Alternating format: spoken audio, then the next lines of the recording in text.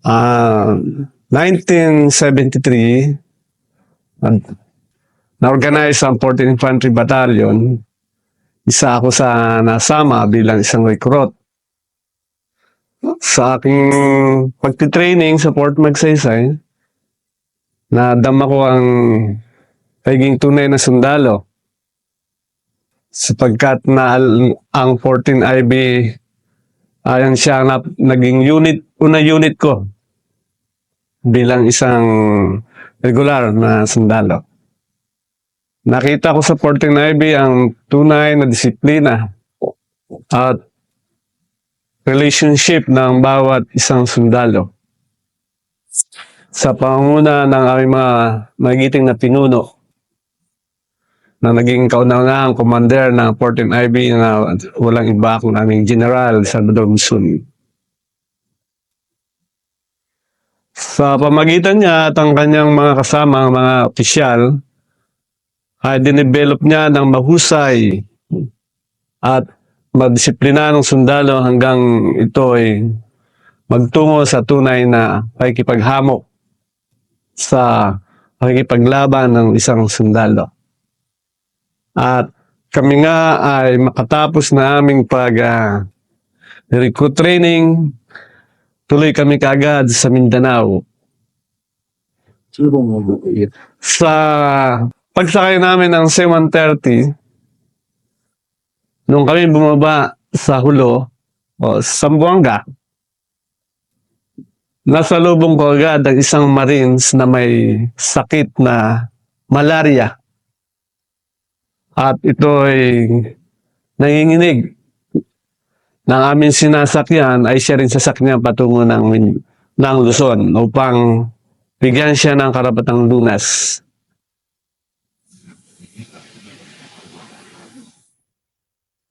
Sa aking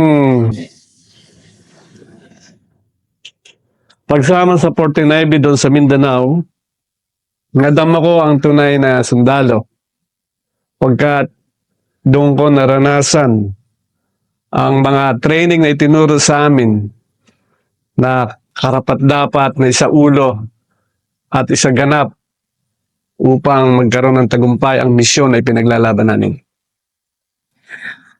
Nang nasa Mindanao na kami, ang una naming destino ay sa Zamboanga del Norte, sa Siocon. Doon ako nagkaroon ng experience na magipaghamok.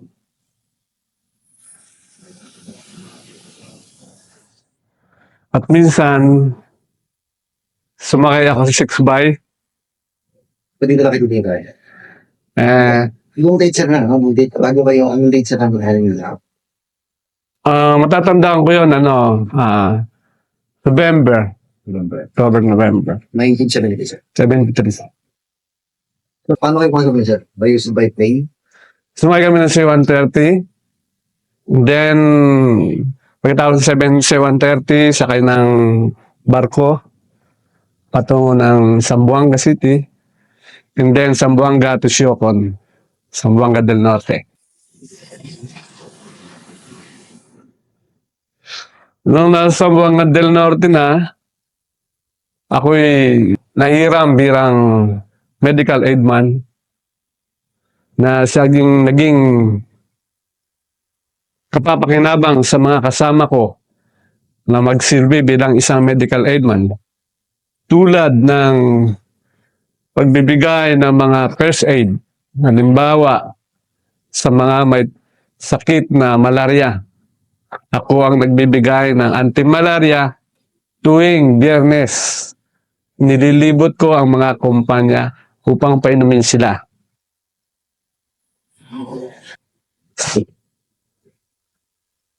Sa pagiging medical aid man, mahirap din sapagkat marami ring mga may casualty ay siya ko ring binibigyan ng pangunang lunas.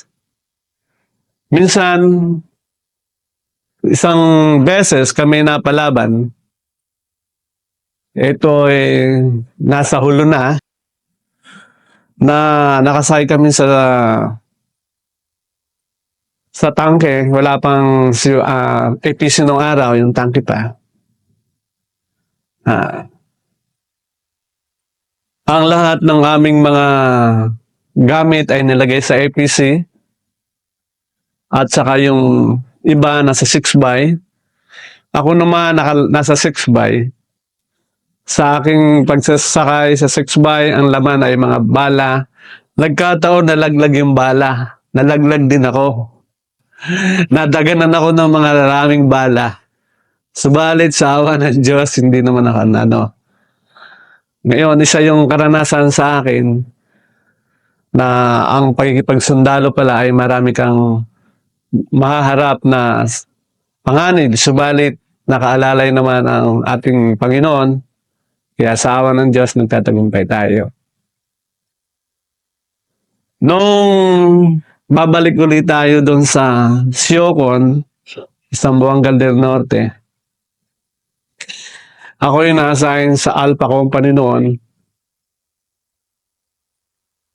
Kadalasan, pag may tinatamaan, akong tinatawag, binibigyan ako kagad ng first aid, saka dinadala doon sa battalion station, aid station.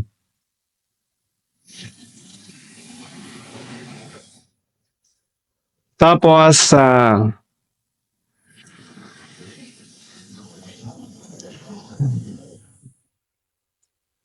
gampanin ko pa doon, pag nagkaroon kami ng medical team civic action, ako kagad ang kasakasama upang magbigay ng pangailangan ng mga sibilyan tulad ng mga gamot at kung paano gamitin ang gamot sa mga Muslim at saka mga Bisaya na naka-assign o nakatira doon sa bundok. Doon kami nasa Siocon. Noong punta na tayo sa Hulo, nung naroon kami sa Hulo, sabi ko nga nakasakay ako sa 6x. So, nalaglag ako sa awa ng Diyos, okay naman. Nung nasa Hulo na kami, doon ko naranasan ang umpisa ng laban ng alas 4 ng hapon hanggang alas 4 ng madaling araw. Ang kadalasan noon, nakasama namin ay ang 15 IB. Minsan natatandaan ko ang 15 IB, kabady niyang 14 IB. Nagkaroon na encounter noon, halos ang tinatamaan ng mga kasama namin sa paa. Kasi ang kalaban namin, halos malapit lang sa amin. Ngayon, nag-request kami ng isang chopper. Ang chopper naman na yon, tinatamaan din kami dahil yung kalaban malapit din sa amin. Nag-request pa ulit kami ng napambam ng Philippine Navy. Doon din tumatama sa amin ang bala ng Philippine Navy kasi malapit din yung kalaban. So sabi nga namin, 3 ang aming kalaban. Isang Air Force, ang Philippine Navy, at isang rebelde. Sa awa ng Diyos, ang natamaan ng eroplano doon yung bipod lang ng masinggan namin. So ang pagitan ng bala, isang palito lang. So sa awa ng Diyos, hindi kami tinamaan. Yung mga 15 IB, may mga casualty sila. So ngayon, isang experience din yun na ang pagkikipaghamok pala ay kahit anong oras at maaring tumagal ng ilang oras, 4 na oras o hanggang magdamag. So na-experience ko rin noon na yung putukan na yon, alas 4 ng hapon, alas 4 ng madaling araw, hanggang doon na kami natutulog sa kalsada, sa nyog na pinaikot-ikutan namin ng 4 na tawang nyog hanggang masira-sira ang ilalim ng nyog. Kinamagahan, akala mo inararon ng kalabaw. So yun ang experience na pakikipaglaban na kahit abutin magdamag, doon na lang sa pwesto na hindi na pwedeng umalis. Kinamagahan noon, nakita namin na sa awa ng Diyos walang kasuwalty. Umalis na mga kalaban dahil marami kami. At napatunayan ko rin na kapag ang isang sundalo nakaamoy na ng pulbura ay tumatapang na. At doon din napatunayan ang isang sundalo na kapag ginamit niya ang kanilang pinag-aralan sa pakikipaglaban ay naiiwasan ang matamaan o makaswerte. At doon din nakikita ko ang isang sundalo na kapag nasa field, dapat mahalin ang kanyang kabady. Kapagkat walang ibang tutulong kung hindi ang kanyang kabady lamang. Yan. Noong nasa hulo kami, maraming experience. Tapos, noong malapit na ang February 14, nagkaroon din ng encounter. 14 IB pa rin ang nandoon. Tapos, mayroong casualty kami. Sabi ng aming boss, stay put lang, walang aalis. Hinintay namin na mawala ang putukan, saka namin pinuntahan mga kasama naming mga tinamaan. Ang iba may sinunog. Nung makita namin sila, kinaumagahan na dahil maraming kalaban, hindi namin sila inalisan. Ang nakasabay ko pa noon, nung mag-spread out na kami, mag-iisa lang ako, may nakasama ako isang official na ngayon general na. Pwede banggitin pangalan. Siya si General Solquillo. Inaabot kami ng magdamag. Ang aming pantakip lamang ay Kulambo hanggang magdamag. Doon kami sa Paxhol, sa isang maliit na creek, hanggang hinintay namin magdamag. Huwag lang maiwanan yung mga namatay namin kasama. Ang nakasama ko doon, si General Solquillo, kami ng dalawa. Kinamagahan, kinuha na namin sila. Tapos tuloy-uli kami sa ipaglaban. Noong nasa another na tandaan ko na pumunta na uli kami ng Basilan, nakapunta ako ng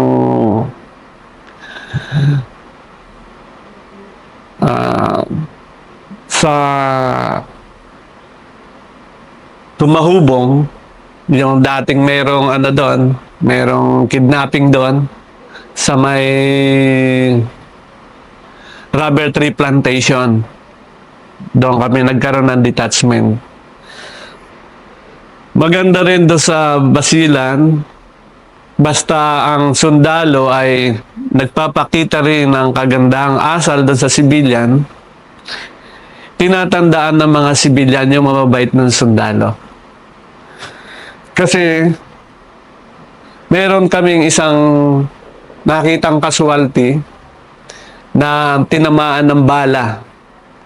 Nung tinamaan ng bala, tinanong ko siya at ako ang naglinis ng sugat niya pagkat ako'y nasa medical. Nasaan nangyari niyan sugat mo? Sabi ko sa matanda, Sir, kami yung nakalaban namin doon sa Manikaan, sa Basilan. Oh, bakit nagpapagamot ka sa akin? Sir, surrender na po ako, sir. Sige. Bilang isang sundalo, karapatan natin gamutin ang mga naging kalaban natin sapagkat sila ay sumusurrender na sa atin. Bilang sundalo, huwag tayong magkait upang gantihan sila ng anumang ikakasakit nila sapagkat sila ay nagpapakanloob na dapat natin bigyan ng atensyon. So katulad ng ginawa ko, ginamot ko pa ang kalaban natin. Samantala, isa pa siya sa mga tumama sa mga kasama natin 14 IB. So doon ko na-realize na ang human rights doon na umiral. Na kapag ang kasama mo ay tinamaan tapos nakita mo yung bumaril sa kanya pagdating ng peacetime, ang human rights ay umapang nalibabaw na roon. Hindi mo na dapat siya saktan. So katulad nung aking ginamot. No, sa Basilan na yon, sa Tumahubang na yon, maganda ipinakita ng 14 IB doon, kaya mahal na mahal kami ng mga civilian doon. Meron pa akong natatandaan na isang civilian na tinulungan namin na may sakit. Tapos, in afterwards, nahuli sila, yung pala mga rebelde sila. Na masabi sa amin, Sir, mababait lang kayong 14 IB. Kaya kami sumusurrender sa inyo. Kaya doon, nakikita nila na ang Avenger na kahit saan pumunta, iba ang kanilang disiplina sa mga tao. Kahit sa mga civilian, maganda yung pakita sa amin. Nang bale, umalis na ako doon sa Hulo, sa Basilan, na-assign na ako ng na-assign na ako ng another unit. Napunta na ako ng First Dental Detachment sa 7 sa First Division din yan. Kaya lang hindi na ako na-assign sa 14 IB. Nakapag-swap yung isang sundalo, na-assign ako ng First Dental Detachment. Naging dental technician na ako doon. And afterwards, bumalik uli ako sa Hulo. Pero hindi na ako sa 14, na sa dental na ako. Nang pumunta na ako sa dental, ang trabaho ko ngayon, nasa ano na kami, nasa garrison, gagamot na lang ng mga may sakit ng ngipin. So, na doon ko ngayon in-apply yung medical, yung dental. So, hindi na ako napunta sa infantry. Provided, nasa field duty pa rin tayo. Sir, ano pong campaign yung nangyari sa 1973?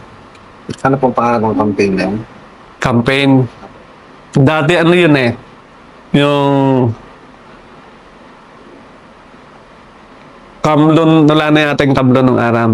Yung bali ang doon sa Hulo na yun, Task Force Luok pa nun eh. Yung Task Force Luok. Sa Luok kasi yung parte ng ano yung Hulo. May Task Force kami doon.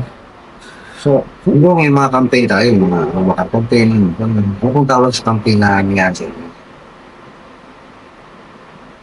Bali yung kinikinabenta mo itong operation kanina, ano po yan? Battalion operation? Usually, battalion operation. Usually. And then, kaya lang nagkakaroon kami ng detachment. Tapos, nagkakaroon ng encounter sa detachment sa mga yon. Pero usually, ang battalion, naka-spread out yun. Iba-ibang area lang. Puro battalion movement sila. So, ano po mo sinong dagdag? Tungkol po sa war ng Mindanao. Ang para sa aking karagdagan, dahil I've been in the military service for 20 years, and I have already 2 sons who were in the military. One is from the Philippine Air Force with the rank of second lieutenant. And I have also one Army, the rank of PFC. So, I realize na ang pagiging sundalo ay isang uri din ng propesyon na nagiging kasabay sa mga may hanap buhay na mga scholar job. Sa ang sundalo rin ay isang profession na ginagamitan ng talino, leadership, at discipline. So, ang masasabi ko ngayon, within 20 years the service, sa mga sundalo ngayon, sumunod lang sa pinag-uutos ng mga nakakataas sa kanila, magtatagumpay ang isang sundalo. Kapag hard-headed ang sundalo, ay masyadong nagagalit, masyadong hindi sumusunod, hindi maganda ang patutunguhan niya.